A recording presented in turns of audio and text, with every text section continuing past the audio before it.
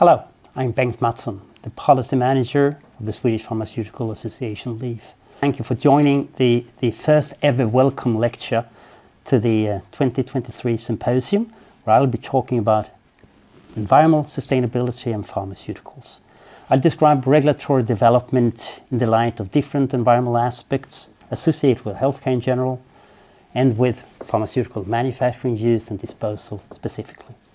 I'll present a number of industry initiatives taken to mitigate potential environmental negative impacts, initiatives taken to secure both a healthy environment and patient access to pharmaceuticals. In addition to my role as a policy manager at the Swedish Pharmaceutical Association, I'm also the co-chair of the joint task force on pharmaceuticals environment that was established by the three European pharmaceutical associations, ASGP, FPA and Medicines for Europe. And let me start out with describing an overarching environmental strategy, environmental sustainability strategy for the pharmaceutical industry. It has four important aspects: climate change, circular economy, chemicals and water. And I'll come back to water and pharmaceuticals in the environment. That's the area where we've seen most legislative and non-legislative initiatives over the years. But let me first say a few words on climate change. And climate change, with rising temperatures, with extreme weather conditions and a lot of other consequences, do seriously threat not only the planet but also, of course, human health. And actions are needed promptly, and actions needs to be taken by pretty much everybody, including the pharmaceutical industry, of course. And aligned with the principles of circular economy, actions to minimize greenhouse gas emissions are taken throughout the life cycle of a pharmaceutical. The pharmaceutical value chain, regardless whether we talk about the raw materials, the drug products, devices, packaging. A lot of different environmental initiatives are taken. Many of them I'll come back to later on in the presentation. On the slide here you see some different examples, and some of them, like green chemistry, the use of non-hazardous materials. I'll talk a little bit about that later on. Green packaging programs, we talk about increasing recycling, of course, pack size optimizations, and then of course take-back programs for unused or expired products. But if we look on that life cycle of a pharmaceuticals, all the way from raw materials to end of life, recycling initiatives, I'd say that the focus have changed quite a lot, and that's pretty easy for me to see. I've been working with environmental sustainability in the pharmaceutical industry for roughly 30 years. And that focus has changed not only for regulators, but of course also for industry ourselves. During the 90s, a lot of focus on energy and packaging materials, whereas from around the 2000, more and more focus on API releases to the environment. API, that's the active pharmaceutical ingredients. Moving forward, we need to bear both API emissions and resource efficiency carbon footprint in mind. But talking about pharmaceuticals in the environment, what's the thing here? Well, we need to protect clean water.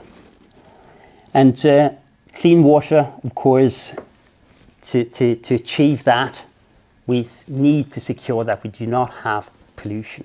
From the pharmaceutical sector, pollution or micropollutions could come from pretty much like three different sources: manufacturing operations, we could have incorrect disposal of medicines, and of course patient excretion. And patient excretion is definitely the dominating source for pharmaceutical residues in the environment. And to mitigate that problem, to eliminate or minimize pollution, you could either work with upstream initiatives or downstream initiatives. And upstream initiatives would be like green design of molecules, something I'll touch upon in this presentation, but of course also prudent, a correct use of medicines. If we look on downstream measures or end-of-pipe initiatives, we actually talk about wastewater treatment technologies. And one of the legislative initiatives that I'll talk about in this lecture is actually the proposal from the European Commission on a revised urban wastewater treatment directive. Pharmaceuticals in the environment, there is a lot of reports across the globe on occurrence of pharmaceutical residues in the environment. It's extremely important, however, to stress that occurrence does not equal risk. On this slide, you see what we call the RQ value, which is pretty much an indication of whether there is an environmental risk or not. You see this RQ value for a whole range of different pharmaceutical substances. And it's quite obvious that for the vast majority of substances, there is not an environmental risk. Of course, the important thing will be to identify those substances where we do have an environmental risk. And that's where the environmental risk assessment comes into play. And as probably everyone here know already, environmental risk assessments has been part of the registration dossier for pharmaceuticals ever since 2006. And right now, as part of the ongoing revision of the general pharmaceutical legislation, a number of initiatives has been proposed by the European Commission to strengthen the environmental risk assessment. You see several of those examples on this slide. I won't go into detail on these ones. I'd rather like to say a few words on regulatory initiatives taken outside the pharmaceutical legislation, in the chemical legislation or the environmental and water legislation. There are a number of initiatives taken that will impact the pharmaceutical sector, and if not properly implemented, may actually jeopardize access to medicines. On the slide here, you'll see examples coming directly from the European Green Deal. We have examples here taken from the chemicals and chemical strategy of Europe, and also actually from the industrial strategy as such on the green and digital transition. However, what I'm going to talk about as an example of these legislative initiatives taken outside of the general pharmaceutical legislation is actually extended producer responsibility and the urban wastewater treatment directive proposal. The Urban Wastewater Treatment Directive proposal was launched as part of the Zero Pollution Package back on October 26 last year. And in addition to the Urban Wastewater Treatment Directive proposal, also the so-called Integrated Water Management Directive could potentially have a quite big impact on the pharmaceutical industry and potentially also on availability of pharmaceuticals in Europe. But if we look on that Urban Wastewater Treatment Directive, what it actually says is that you should implement an extended producer responsibility that would finance cleanup of micropollutants. The problem here, in the industry opinion, is that only two sectors have been suggested to be in scope: human pharmaceuticals and cosmetics. The industry have strong objections that you would only focus those two sectors, the pharma and cosmetic sector, for this legislation. We think it's the reasonable thing to do would be to cover all substances, to cover all micropollutants of relevance, regardless of sector.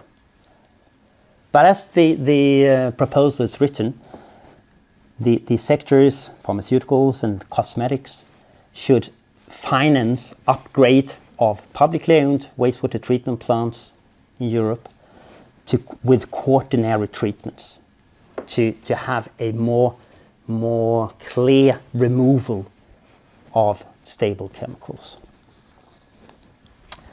For the industry, for the pharmaceutical industry, there would only be actually like two ways to be exempted from this legislation, to have to pay as a producer responsibility. That would either be if the product is of less than 2 tons on an annual basis put on the European market, or if you could show, the producer could show, that there are no micropollutants being generated at the end of life of the products. And that pretty much say that you would need a substance that is easily biodegradable. So could green chemistry help us here? On this slide you see green chemistry, like 2 dimensions of green chemistry. One is green design, the other would be like green manufacturing or green processes. And green design would actually mean that we would make small molecule pharmaceutical substances, very often delivered in the pill, in a pharmaceutical pill, that to make them as easily biodegradable as biologics, the large molecules. And that is a huge challenge, actually. The simple reason is when you take a pill, you actually, of course, want the substance to survive in your stomach and come out into the body and have its medical effect. So if it's too easily degradable, it'll actually degrade already in the gut, in the stomach. So that's a very difficult for us to achieve that, actually. But as I said, green processes, green manufacturing, things with efficient use of all materials, efficient use of energy, so on and so forth, of course, is the way forward for like all general environmental sustainability initiatives. Nevertheless, green design is one of the work packages in the ongoing project called Premier. Premier is a public-private partnership between the pharmaceutical industry in Europe and the European Commission. As you see on this slide, there is a work package on green design. However, the really objective of the Premier project is actually to develop the environmental risk assessment methodologies and actually to come up with environmental risk assessments and environmental data for a lot of the older products that were launched on the European market prior to 2006, when the guidance document on environmental risk assessments came into force and was launched by the European Medicines Agency. And Premier is actually just one out of many industry initiatives that has been launched to address pharmaceuticals in the environment, all of them under the umbrella of EPS, Eco-Pharmaco Stewardship. On the slide here, you see Premier, but also, for instance, Meds Disposal, a campaign to raise awareness on how to dispose of unused and expired medicines. We have a manufacturing effluent management technical guide that describes on what kind of techniques you could use to remove pharmaceutical substances. We have our suggestion on how the environmental risk assessment process should be strengthened. We call that the extended environmental risk assessment. And we also, of course, have our position when it comes to the extended producer responsibility as proposed in the Urban Wastewater Treatment Directive.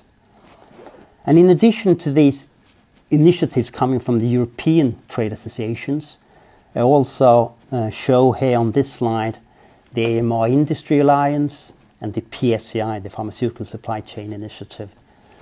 The AMR Industry Alliance have its manufacturing, common manufacturing framework for responsible manufacture of antibiotics.